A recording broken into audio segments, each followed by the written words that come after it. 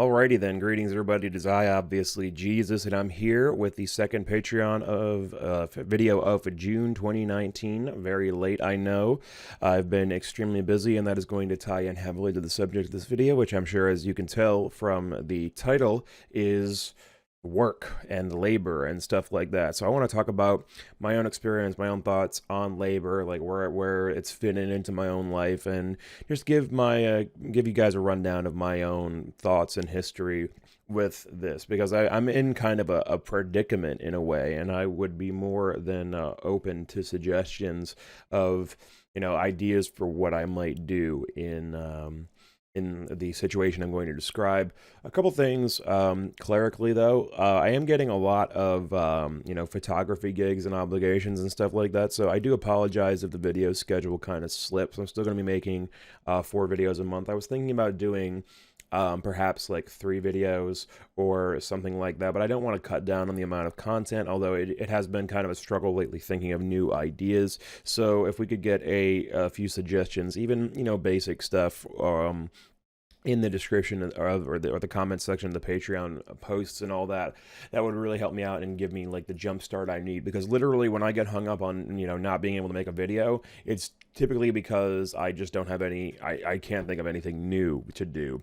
It's not that I don't want to. It's either a timing thing or just like I don't have any new ideas, and I'm so like, and if I'm running around, then it becomes kind of hard to, really sit back and let any kind of inspiration strike me. And I'm not a particularly imaginative person to begin with, so any help you might provide, just in leaving suggestions about, what you want to see me make videos about, would be much appreciated. Whether you can just leave it in the enthusiast comments if you're an enthusiast, or just leave it in the regular body or the comments on the regular Patreon post as well. But anyway, now that the clerical stuff's out of the way, let's talk about work and labor, because recently I found myself in a particularly difficult situation, like I said, because I find myself with an ever-growing plethora of photography obligations, stuff that I brought on myself, not anything that's being foisted on me. But I'm taking on a lot of stuff for what is essentially for me a hobby, but it costs me a lot of money to go around to these shows. I mean, usually I don't have to pay for tickets anymore, which is nice,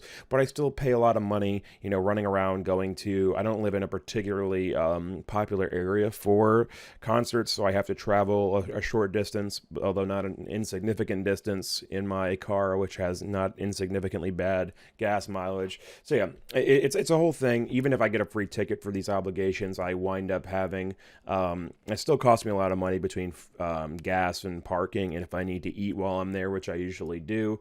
And honestly, it started to feel like work, because photography is not just show up, take pictures, and post. You have to, really strategize your posts. You have to do a lot of editing. If the venue is particularly poorly lit, you have to do a lot of really granular detail in the editing of the photos as well. For those of you, I probably should have said this at the beginning of the video, but for those of you who missed the video I made talking about photography and why I like it and whether or not I think it's art, which you can search up in the Patreon, from the Patreon homepage, I think. I'll try to leave a link, but I always forget. But I am sort of a semi-professional photographer. Like, I shoot big bands and whatnot. Like, I got the chance to shoot basically my favorite band on earth, except for maybe Radiohead. I got to shoot the National a couple of days ago, or last week or whatever it was. So that was fucking amazing, but it cost me a lot of money to, go, these sometimes long distances, and, park and food and all that stuff. And I don't have any kind of real income aside from the Patreon at the moment. So it costs a lot of money, and it's starting to feel like work, because like I said, it's not just posting, it's traveling, it's editing, sometimes in great detail. It takes a lot of time to get through each photo. And you take, dozens and dozens of photos, and they add up. So, the in a way, the better you do, the more good photos you have, the more you have to edit, because even good photos, they need to be processed. And that's why you shoot in the raw format, so you can adjust and process and sharpen. Usually, at the very least, most photos need some kind of sharpening, because, sharpening in the camera isn't a good idea. It's better to just do that in post, but it does take time. And in addition to finding myself in that situation, I've also found myself in a new relationship, which, not because she's demanding or anything, but just, traveling to, see each other and, getting, food to eat, and you're just doing stuff, even if we're just, driving from a place to a place and it's not costing us any money to get there, similar to a show, or even in the case of a show. It requires money to just be alive. And the more active and social or involved in a relationship you are, the more money it takes to just be out of your house and, not just sit inside and do literal nothing all day. So that has added to my financial burden as well. And I've also been debating, because of this situation, whether it might be beneficial to try and think about working a more traditional job, or trying to turn my photography thing into something that I can get paid for. And so, like I said, I just want to talk about my options, my theory of, my thoughts on labor, and what I think can be done about it to help people avoid, being in the same pitfall that I'm in right now, if anything can be done at all. But anyway, as always, I just want to start this video off from the sort of antinatalist perspective and say that, I fundamentally disagree with the idea that people are born without consent. And, after a certain number of years, when you reach the legal age of adulthood, or age of majority, or whatever you want to call it, you're expected to work. It's really kind of fucked up that, you can stall it for a long time in some cases. You have, somewhere between 18 and, 20, 22 years in most people's cases, while you're, getting educated or what have you, before you have to go out and actually earn some kind of living. But, no matter how long you forestall it, you always wind up in a situation sooner or later where you are expected to work to live, but it doesn't become any less true that you didn't ask to be here. So I do feel like society as a whole, primarily the obligation, as I've talked about in other videos, rests with the parents if they are able. But I think that it's very fucked up that at some point you are expected to simply just acquiesce and accept and just simply adjust to the fact that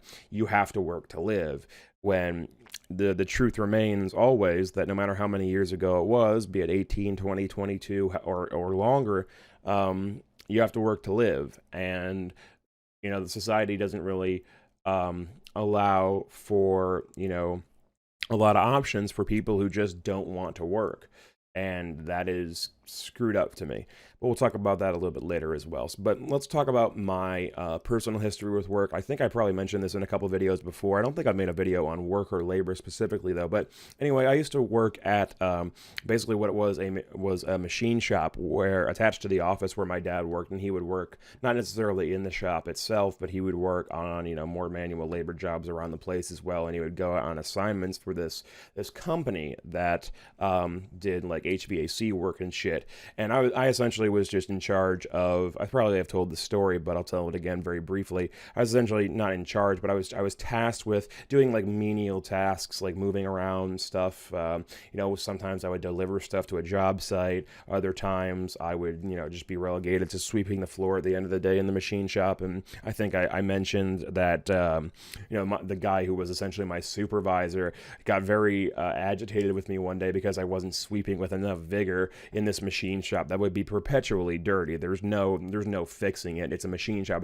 You're gonna get dust on the floor constantly in a place like that. So it really seemed sort of pointless to me, and that was essentially the reason that I ultimately quit, because I just can't relate to people who care that much about something so like obviously Sisyphean, just rolling that rock up the hill just to have it roll down again. And I mowed the lawn in the back. They had like an outdoor area in the back that I would mow, where they stored some like vehicles and tools and shit like that. So that was essentially that's the extent of my fucking real world work experience, basically, in a traditional job, in a manual labor job, certainly. But yeah, that was my experience, and it really it was not unexpected to me, but it was still very disheartening that in reality, when I was in college at the time. I was doing that as a summer job, just for the summer months when I was out of school, so I hadn't dropped out of school yet at this point. I think I was only like 19 or something, but I was doing that. And yeah, it was 2011, so I probably would have been 18. I probably would have been turning 19 that year. But yeah, I was 18 basically.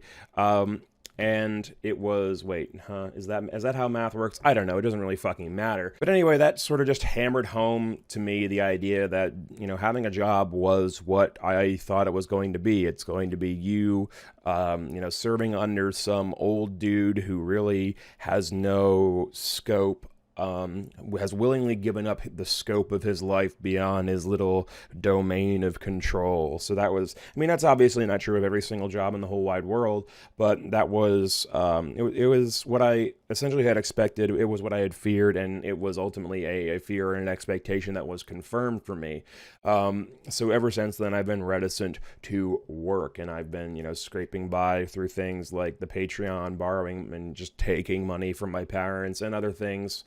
So yeah, that's how I've lived, because the initial first taste of work I had, in addition to my, that I've talked about in previous videos, my total, just loss of interest in the educational system, that kind of blew out my two options. Usually at that age, you're either getting educated or you're working, or both, and both of those from a very early age were just fucked for me. But now, as I described to you my situation, I am thinking about doing it because I just don't have the money to be going to so many goddamn concerts, even with free tickets, even with, being able to get in with a photo pass or what have you. It's really a lot. Like, it's wearing down my car, it's wearing down my camera, and I just flat out do not have the money to replace those things. I manage every month to, have enough money to pay, basic stuff like my phone bill and whatnot, but I really do struggle to do anything, and really what essentially I'm trapped in is essentially the basic idea of poverty, essentially. Like, I'm not saying I'm the poorest person in the world. I have a very nice computer that I was able to buy many years ago, although I probably can't upgrade that. I don't know when I would be able to save up enough money to buy a new graphics card, much less anything more expensive, like, my camera. It's getting fucking like grainy and shit, and that's how I do my one passion in life. It's like it's an aging Canon 5D Mark III, and it's getting old. It's getting fucking. I have to buy a new battery grip because my shutter button got stuck and isn't working anymore. So basically, but what I'm saying, describing all my nitty gritty problems here, is essentially that I'm stuck in a situation where I can buy what I need in the short term, usually, not always even, but the idea of saving up any kind of money for a larger purchase, even something as necessary as a car or a new camera, or even something fairly lightweight like upgrading my PC eventually, which I'll probably need to do in like 2 or 3 years to really keep up with everything. That kind of saving, that kind of long term, is just out of the question for me, in terms of how I live. So it's that essentially is the experience of poverty. A lot of people have it worse than I do, certainly, because I have a lot of obligations that are taken care of for me, essentially, that I don't have to worry about. But one of the key characteristics of poverty is not being able to really get out of any kind of long-term obligations. Like people who are trying to, pay off debts, save for a new car, like me, or save for anything that's really important to them, even beyond their basic survival. That is the essence of poverty, and that's something that I understand fairly well. So I want to move on now and talk about what options I could possibly have. Option one is one I've been trying to consider. In my case, it's difficult, but I could potentially, I don't know how, but it is theoretically possible at the very least to get a job doing what I love doing, which is photography. I don't know really any concert photographer though who gets paid in anything beyond free concert tickets, particularly among photographers who just are in one area or one group of areas, and they just cover whatever bands come there. Oddly,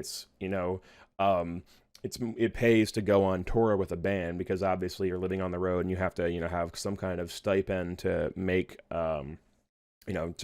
make ends meet from day to day, and buy your food and cover the hotel and all that stuff. But yeah, touring photographers make a little bit of money. It's nothing crazy, and photographers who just shoot for wherever they happen to live don't really make anything beyond just getting in for free half the time, and you don't even get that. So this is where the main problem for me starts, though, because even if I could somehow turn my photography into some kind of paying gig. I mean, I don't want to focus on the specifics of the profession or of the art form or whatever you want to call it. I don't want to focus on the specifics of how hard it is for photographers to get jobs and all that stuff. The main problem here for me is, though, that, you know, either you do something you love without getting what you need from it, or you get what you need from it, but you turn it into an obligation, and it's no longer something you love, you know, in a pure way. Even without getting paid, you know, the burden of needing to produce, like when I take on a lot of these photography obligations, even without getting paid, that burden, or even just wanting to take on that burden, even just wanting to do what you love, but you still wind up with this kind of backlog of what is essentially work. That's all an obligation, and having an obligation on something fundamentally changes the nature of what you're doing. It's not some kind of pastime or a hobby that you know, turn to like a fucking ship in the bottle whenever you have you know, a couple hours free or an afternoon free or what have you. It's something that has a burden attached to it, and you really can. And I'm not saying that it's impossible to tolerate that kind of burden, that's not possible to make that burden so light that you really can, you know, be okay with it. But when you take something that you purely do in your free time at your leisure, and you turn that into something that is associated with an obligation, that fundamentally changes the nature of what you're doing.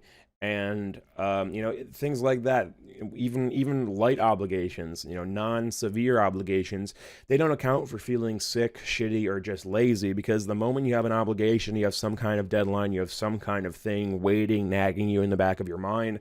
You have to deal with that eventually. You can't just let it go for as long as you need, or as long as you want. Even, you have to do it eventually, and you have to do it on some kind of timeline, even if it's not particularly tight. You know, the introduction of money as well, that also kind of cheapens or corrupts something that you love. You're torn to work for money, because doing what you love, like photography, you know, it's nice and you know, cameras wear and tear just like everything else. They're built pretty tough, but they still do wear and tear and will eventually need to be repaired or replaced. You know, doing what you love is almost always not free. You know, my camera is going to die eventually. My lenses might break. I've had, you know, a couple of close calls. Like I was thankful, you know, I banged my lens on a fucking handrail when I was seeing idols recently, and thankfully I had a UV filter lens on that caught the impact and cracked a little bit. But the actual lens element itself was spared, mercifully. But yeah, if anything happens to my gear, if anything happens to any of my lenses, except for my, you know, my cheaper ones, like anything that costs me over $300, essentially is out of my reach right now, and doing so would like decimate what little tiny bit of money I have saved left. I've put a lot of my own, I sort of short-sightedly even put a lot of my own money into this photography thing, because I really enjoy it, and I still do really enjoy it. So in that sense, it was a good decision.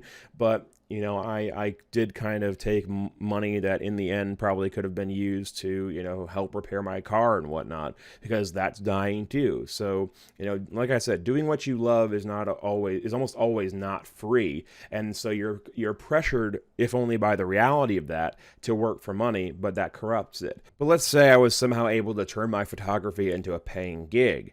Then it would either be I would either need to supplement that with a second job, because like I said, photography doesn't pay, or let's say I could, you know, make it my primary job. But, you know, then if photography were my sole obligation, my sole job, you know, if I wanted to stop, or I needed to stop for any reason, if I was getting fatigued from, you know, just the rigmarole of it, the details, the not monotony necessarily, because the photos you take are always different and are always different. They always behave differently when you edit them and whatnot. But if I got tired of just, you know, editing, or if my interest really changed in any fundamental way, I would literally need to figure out another way to stay alive and eat food, if that became my sole obligation.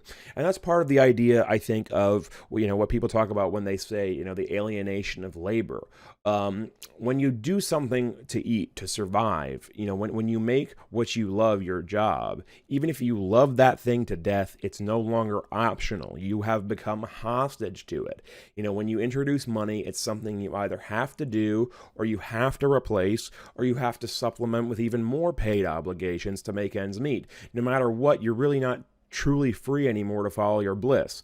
And I'm not saying it's totally impossible to find a gig that allows you to reduce that obligation to a point where you can still feel that bliss, but it is a fundamental change from no obligation to obligation, and it's something that really fucks with my head because I'm pretty sensitive to that type of thing. I'm pretty sensitive to the introduction of obligation and the stress. And because I have, anxiety and shit like that, the moment I feel that obligation, even now as I'm doing this just of my own volition, I'm feeling the stress of, the backlog of work I have trying to maintain, my I'm thinking of the sets I have to edit. I'm thinking of the Twitter posts, the Instagram posts, the fucking creation of the hashtags to get discovered and to hopefully grow ever so slightly my follower base. I'm thinking of all that shit that is just so much more than driving to a place, taking photos, and driving home. And I cringe because it adds up to a lot. And I'm definitely a person who has not like a high tolerance for obligations. Like I really am getting stressed, like just thinking about the queue of things to do related to the photography with, the social media aspect and all that, and actually putting the thing out there into the world. And I have real trouble like finding time to, take photos, see, dogs sit every now and then, and try to maintain this new relationship that I have. And like those three things are things that the average person does. They have a hobby, they have a relationship, they have maybe a second job or just something they do as a favor to somebody else. They have all those things and a fucking 8-hour a day job. Like they have a 9 to 5 on top of all that. So I'm definitely pretty sensitive and pretty low tolerance in terms of obligation. But there are people in the world like that. I'm not a truly unique case in that sense. There are people who get overwhelmed very easily, and it's not hard for me to say, which one of those things is a priority or the top priority, of course. But and everything else can take a back seat. Like my Patreon stuff has been taking an ever so slight back seat, to other things that I've been doing with, photography and relationship stuff lately. And, that's just the decision I have to make. And I'm thankful that nobody has deleted their pledges and everybody seems to be pretty supportive of my decision and the necessity of me doing that. So I want to thank you guys while I'm talking about that for your understanding and not like bailing on me and shit like that, because that is quite important to me. But it really is. It's not as blissful as when I first did it. And I love the idea that, I do this work and like bands I like will repost my photos or they'll like comment on them and engage with that. And that to me is really fucking cool, but it is not the pure unadulterated, just simple joy that it was when I was just first starting out with my little Canon, T3i and then my 6D taking photos at small shows. Like there's a whole other aspect to it now, and it's not bad in any. I'm not saying it's bad, but it's different, and much more would overwhelm me personally. So, I feel like in making this my meal ticket, making this how I eat, if I'm already feeling the pressure now, I don't necessarily think that I want to take what I love and turn it into an absolute necessity for my survival in the world. So what's option two? I guess option two then becomes, get a job and, elsewhere and just do the minimum to make ends meet, to, pay your bills, rent, food, etc., etc. But the problem there is a lot more obvious, I think, because then I would be working two jobs, essentially. I would be working one job that I loved, in the sense that I'd be doing photography, and then I'd be working a job that would actually pay me.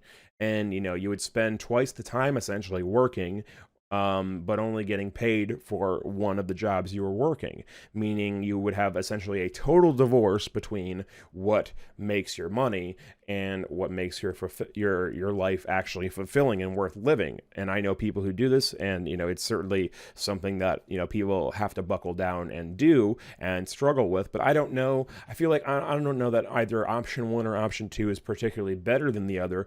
But at least in the option one, it has the advantage of taking your necessity and your passion and blending them together, they get a little bit diluted by each other, which makes, the highs lower and the lows higher, I suppose. But, or I guess the lows probably wouldn't change, but yeah, it dilutes the highs if you were to get a job doing what you love. But in option 2 here, if you were to get a job separate from what you love and just do it because you need to do it and you need the money and it's purely a dispassionate thing, you don't have the advantage of even, engaging with what you love for any kind of payment. And that would be a whole different can of worms that I'm not sure is any better. It might be worse, but it's certainly not better. And so I feel stuck because I really don't want there to be that total disconnect between money and fulfillment. If I'm gonna really work and make money, I probably would prefer to make it from doing something that I want.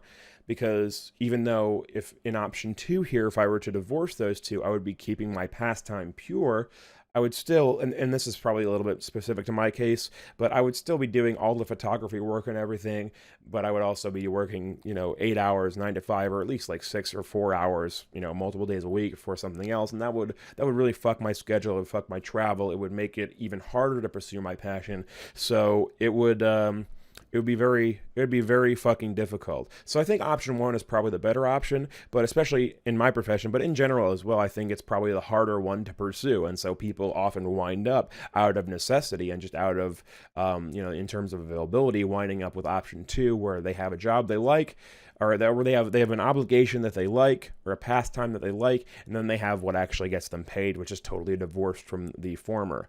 So that is the problem, and I truly do not have a solution. This is one of those things where I would certainly appreciate any kind of input, specific to my case or not. One possible solution, though, is something that I became aware of as an idea fairly recently. At least here in America, it's not that something that's really talked about at all. The idea of universal basic income, UBI.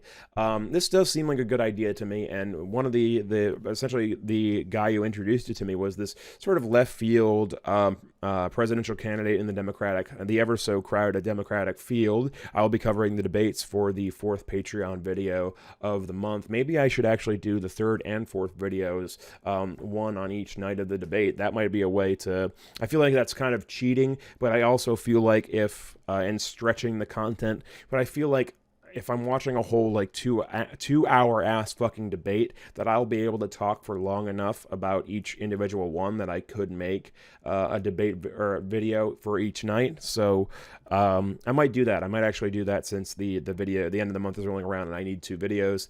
If I find that they're very short individually, I will certainly compile them together. I don't want to make 2 10-minute videos and pass them off as the final 2 videos of the month.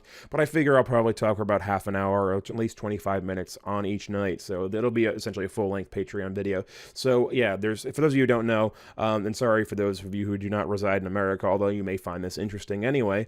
But yeah, I'm going to be covering the Democratic debates. They're doing 10 candidates each night, over 2 nights, 2 hours each night as well. So I'm going to be watching those, taking notes, and essentially just making a typical Patreon video and talking about who I like, who I am down on, who I'm liking more than expected, etc., etc. But anyway, the whole non sequitur here was not actually a non sequitur, but Andrew Yang, one of those people who I believe will be on the stages in the coming nights on the Democratic debates, is pretty much the only candidate talking about just straight up universal basic income, which is guaranteed. It's not conditional on anything. It is truly universal. They essentially give I don't know if it's literally to everybody, including billionaires or whatever. That would be kind of weird. But I guess to everybody who applies for it or like meets a certain financial threshold, you could get universal basic income, which I don't know a figure specifically of how many dollars a month you'd be getting.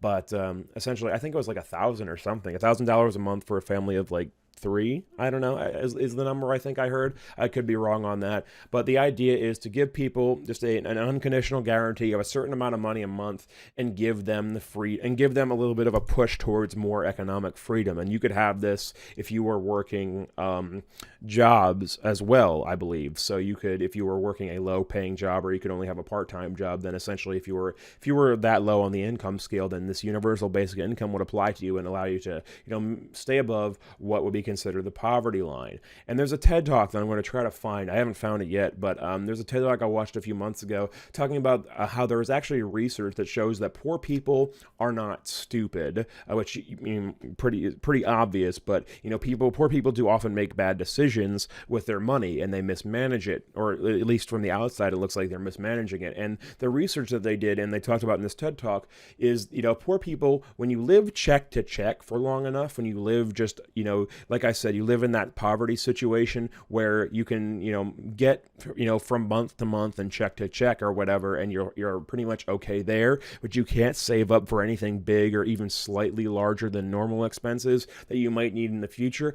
Research shows that poor people living like that, they make worse decisions, and effectively they lose IQ points and they lose a bit of their brain power because they don't have the luxury of even considering the bigger picture. So they essentially lose the ability, and they get out of practice with this idea of thinking about their own futures and thinking about the bigger financial picture. So having a universal basic income to help people in those situations without any kind of conditions or restraints clearly would be helpful to relieve that stress and improve people's mental health and allow them to have a kind of safety net to continue to think about their future and not just be living in this complete lack of upward mobility, this complete lack of savings, thinking that, if my living in a situation like me, where if my graphics card shits the bed, or God forbid, my fucking power supply shorts and fries most of my components in my computer, if I did that, I would lose my enjoyment apart from my camera. And the same goes for my camera. If my camera dies, I'll lose all of my enjoyment that isn't tied to this fucking screen of my computer. And I'll have to fucking go outside and kick a ball around like a fucking third world country or something. But no, I mean, I have a right to enjoy photography and video games and just being on the computer and looking up and watching Netflix and shit. If that's what I enjoy, then I think it's a legitimate concern that one hardware failure might take away one of my two passions and really just destroy my life in that respect. And I would have to make a fucking GoFundMe if my camera dies or something like that. I literally would have to do that because it would just be devastating to me.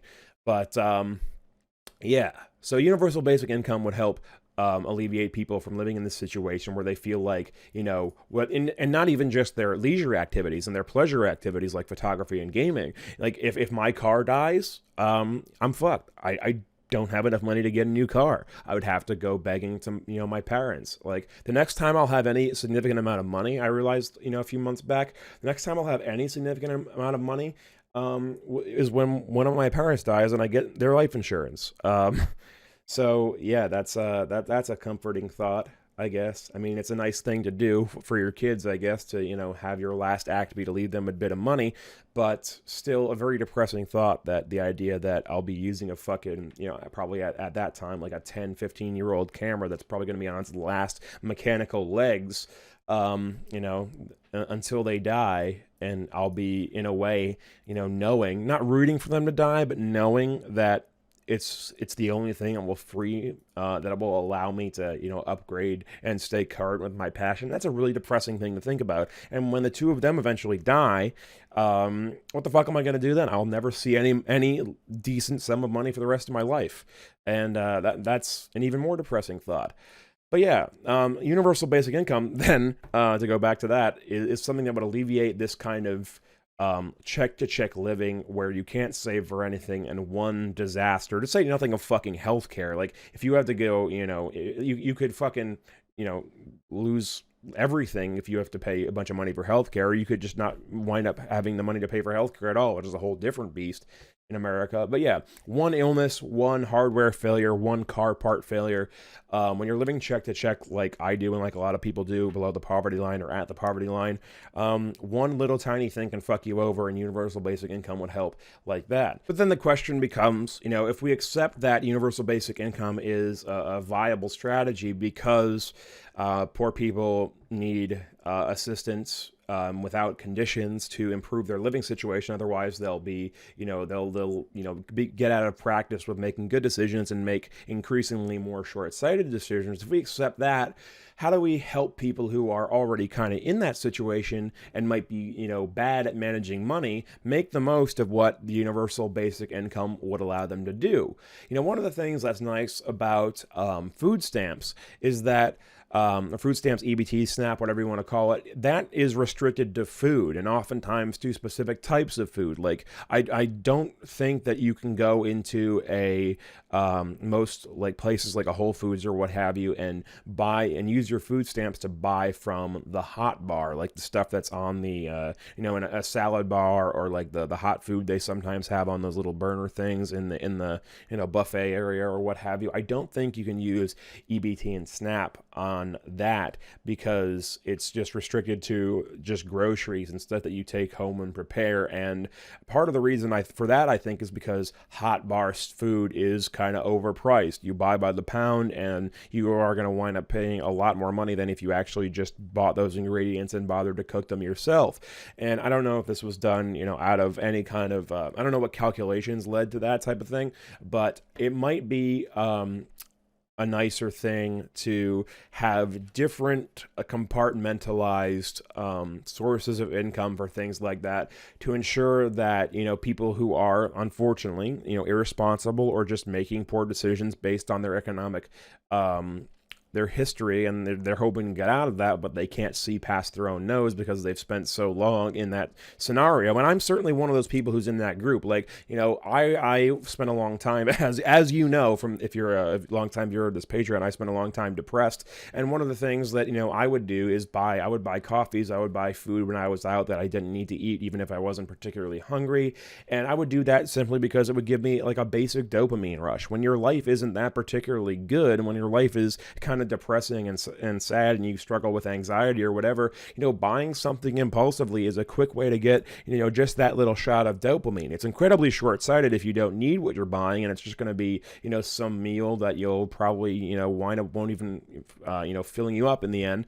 But those are the kind of decisions that people who live check to check make when life becomes you can't really see past your own nose, and you are depressed, and all you want is that little tiny hit of dopamine that comes from a little bit of retail therapy, or a little bit of buying food that you can't have at your own house, and just the little bit of joy that comes from feeling like you're a little bit more wealthy and well off than you are. And that's something that's very real, and that's something that I understand very well. So if we were going to do universal basic income, though, we might need to compartmentalize that to ensure that people can't just do that for everything.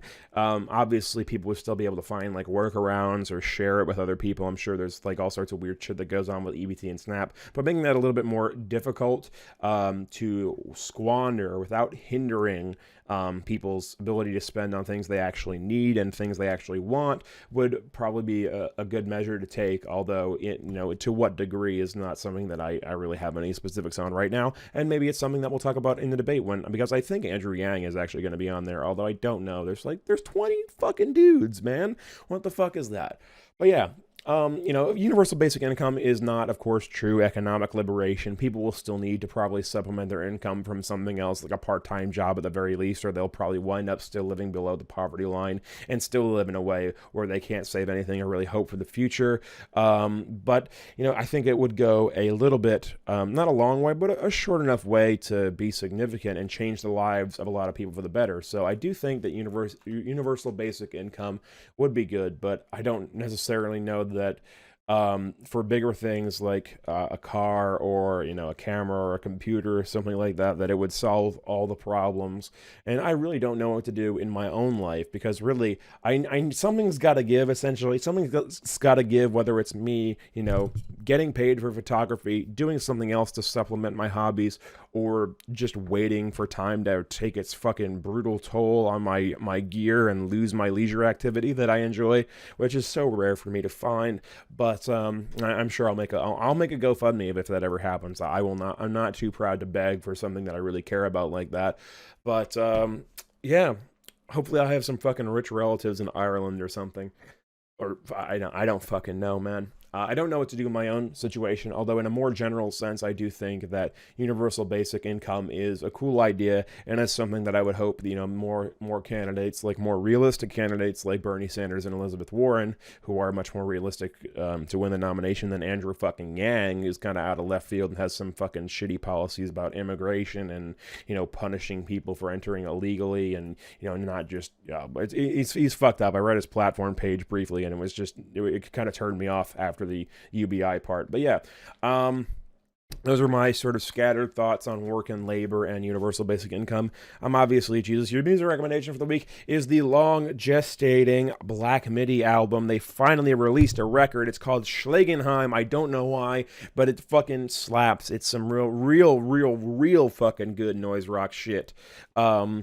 And yeah, I'll have some more hot recommendations and hot takes for you on the Democratic debates. So yeah, the plan currently, now that I just thought of it, is to do one video for each of the debates on the night of or the day after. So yeah, next two videos should be about some Democratic debates, and I'll see you in those. And if you're not in America, you can just watch the shit show that is this country and have a laugh at us. Bye.